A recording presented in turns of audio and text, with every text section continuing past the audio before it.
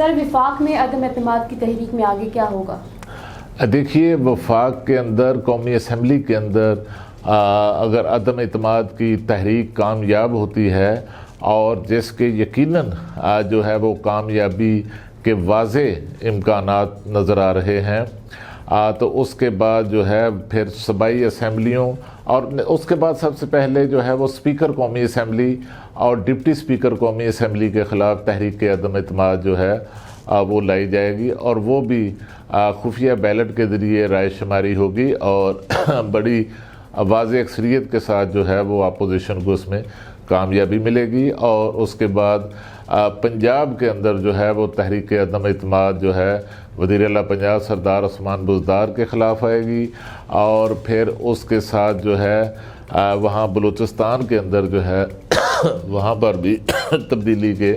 امکانات جو ہیں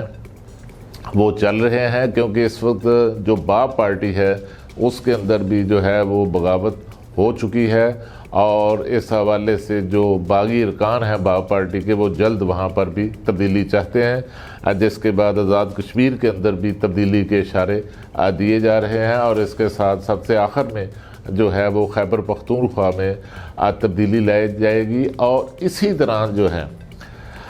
سب سے بڑا جو ایک اور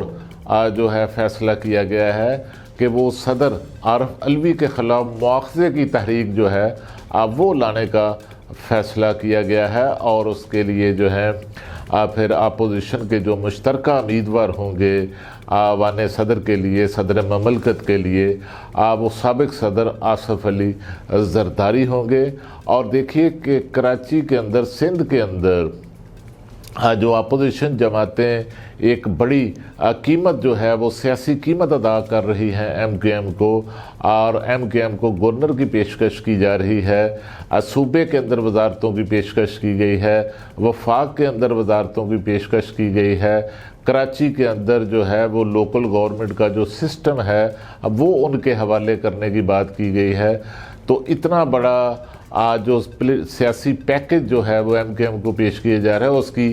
ایک وجہ یہ بھی ہے کہ عدم اعتماد کی قومی اسمبلی میں تحریک کے بعد اپوزیشن جماعتوں کو ایم کیو ایم کی جو ہے وہ صدر کے خلاف جو مواخذے کی تحریک ہے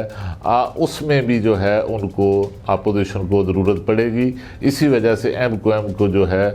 وہ ساتھ ملایا جا رہا ہے۔